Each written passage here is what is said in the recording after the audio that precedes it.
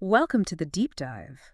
Ever stared at an email draft, just wishing you sounded a little bit more, well, authoritative? Today, we're kind of cracking the code on that. How to inject a bit of perceived smartness into your emails. Right. Sometimes without, putting in tons of extra thought. We've been digging into some really fascinating ways people pull this off. Yeah, it's quite the art form, actually. Appearing knowledgeable just by picking certain words and phrases. Mhm. It's often less about deep understanding Right. and more about how those words just land with the person reading them. It's wild. And the sources we looked at, they pose some really good questions like, why does just starting an email with per my last email, hmm why does that instantly make you sound like 50% smarter or more organized? It's the implication, isn't it? It's just Yeah. you've already covered this, you're diligent, you're following up. It sets a tone instantly. Exactly. And what about phrases like let's align? How does that somehow cover up whether you actually get what's going on? Well, a line sounds collaborative and organized, but it's wonderfully vague. It allows things to move forward without anyone having to admit they're maybe a bit lost. Okay, and the classic, circle back. We found out the real meaning behind that is often just I forgot. Huh. Yeah, or I need time to figure this out, or even I hope you forget. It's surprisingly versatile. It's amazing how much is packed or maybe not packed into these little But phrases. they do serve a function, even if they lack precision. They're signals. They let the conversation sort of skim along the surface sometimes. Okay, so in this deep dive, we're going to dissect these different types of, well, smart sounding fluff, the stuff you might see or maybe even use yourself. We basically bucketed them into three kinds. Right. We've got the classic corporate jargon, then that sort of highbrow academic stuff, and good old strategic vagueness. And we'll give you some key phrases too, the ones that imply expertise, even if you're, let's say, feeling a little unsure. Perfect. And we absolutely have to touch on why synergy has become, well, almost a joke word. Oh, definitely. Understanding the why behind these terms is just as important as knowing what they supposedly mean. Okay, let's get into this toolkit. Starting with category one, corporate jargon. The stuff that sounds super important but often means kind of nothing specific. Exactly. This is all about projecting strategy, professionalism, hmm often using quite abstract terms. Sounds good, hard to pin down. The sources gave us some gold, like let's leverage our core competencies. Sounds vital, right? Oh, absolutely. Top-level thinking. The translation, let's do stuff. Pretty much. Core competencies just sounds weightier than what we're good at. And leverage makes it sound active and, businessy. But how we do this stuff, less clear. And my personal favorite, we need synergy across verticals. Ah, yes. The Holy Grail. The real meaning is apparently just talk to each other. It really is. It's like this whole coded language to avoid being direct. Verticals makes the company sound complex and structured. And synergy promises some magical benefit from just, well, communicating. It's fascinating how easily these terms just become part of the wallpaper in an office. Okay, category two, academic fluff. This is where the big words come out to play. Bigger words equals bigger trust, apparently. Yeah, this leans on more complex, sometimes specialized language. It might not be needed, but it definitely adds an air of scholarly authority. Makes you sound like you really thought about it. So the source highlighted, this paradigm needs disrupting. Okay, paradigm sounds heavy. Disrupting sounds innovative. Very forward-thinking. Simpler version, this is bad. It just lands differently, doesn't it? Saying the paradigm needs disrupting feels like a considered analytical judgment, not just, a complaint. And instead of let's think about solutions, Oh, no, we can't just think we have to ideate on solutions. Uh-huh. Sounds so much more. intellectual. Well, ideate does have roots in design thinking, referring to a specific process. But yeah, off in general business, it's just a fancier way to say brainstorm or think. We even found a listener story on this one. Someone actually used paradigm shift in a meeting. Oh, yeah.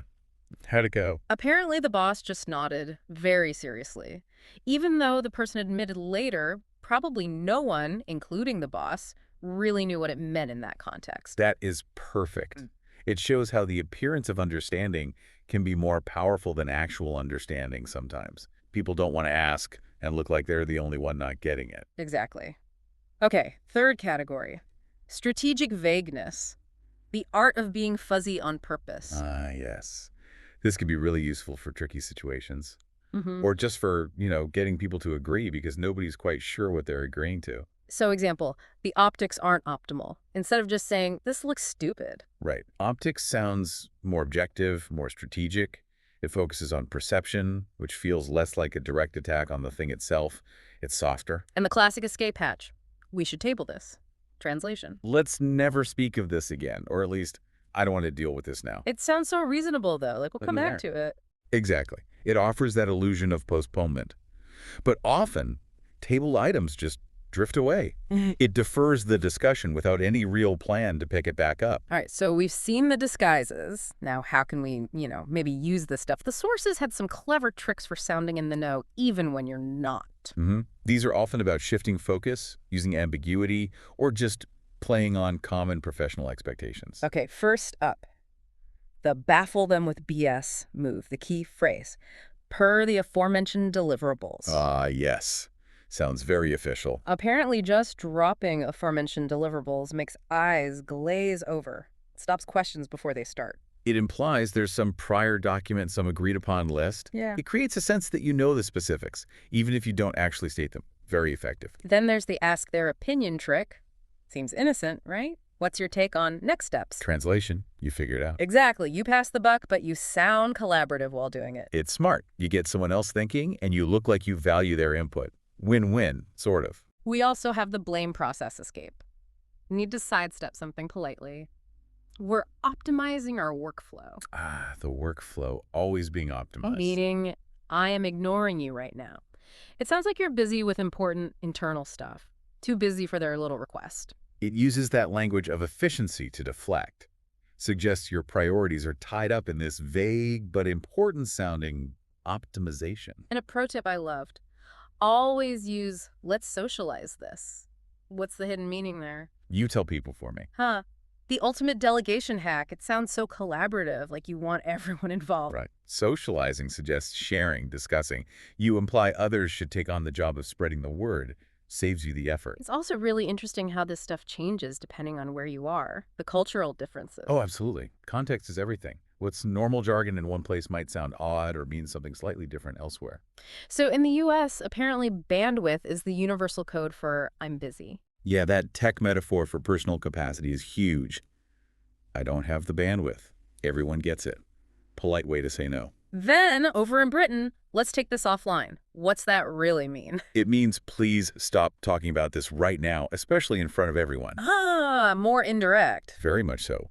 It's a way to shut down a public discussion politely, suggest a private chat later, which may or may not happen. Okay, and down in Australia, hard yaka ahead. Good old Aussie slang, yaka means work. So, hard yaka ahead translates to... Uh-oh. We're probably in trouble, or this is going to be really difficult, maybe impossible. Much more direct in its own way. We even got a listener hack related to all this. Someone admitted they just reuse fancy phrases they see in other emails. They said no one ever seems to notice. Once a phrase is out there, it just blends in. That says a lot, doesn't it? How easily we accept certain business speak without really interrogating it. If it sounds familiar, it feels normal, correct. Okay, so now for some fun. We've got a challenge for you, the listener. A BS detective mission for the week. Right. Time to put this knowledge into practice, or at least into observation. It's a 3-part mission. First, Right. just spot one meaningless phrase this week. Could be anything. We use the example low-hanging fruit. Which usually just means easy stuff. Exactly. Just notice it. Become aware. That's step 1. Just tuning your ear to it, that alone is valuable. Second, try the socialize this trick. Got something you'd rather not explain over and over? Try suggesting, let's socialize the whatever it is. Maybe let's socialize the Q3 roadmap. See what happens. Remember the hidden meaning. Someone else explain this. That'll be an interesting experiment. See how easily people accept it as a call for, collaborative communication. And third, for the brave listeners out there, deploy paradigm shift. Ooh, the big one. Just drop it into a meeting, any context really. See how people react. Do they nod? Do they look thoughtful? Like that story we heard someone said, we need disruptive innovation. Got applause. Yeah. And then everyone probably Googled it under the table. Precisely. It's about observing the performative power of these impressive sounding, if slightly empty, phrases. See how much weight they carry, even if the meaning is flexible. So there you have it. You're now armed. You have a toolkit of corporate nonsense, Linguistic cheat codes, maybe? You could call them that. Ways to sound smart in emails, in meetings, without always needing that extra, deep thinking time. It's definitely worth remembering, though. These are tools, maybe shortcuts. Clear, direct communication. That should still be the goal most of the time. Absolutely. Use these powers wisely, or, at least use them confidently. Confidence does seem key here. Totally. And speaking of things that aren't always clear, our next deep dive is on how to politely reject stupid ideas without sounding like a jerk. Ooh, that's a useful one. Right. Because we all know that sometimes when someone says interesting, they don't actually mean it's interesting in a good way. Not always a compliment, no. Looking forward to that one. We'll catch you next time.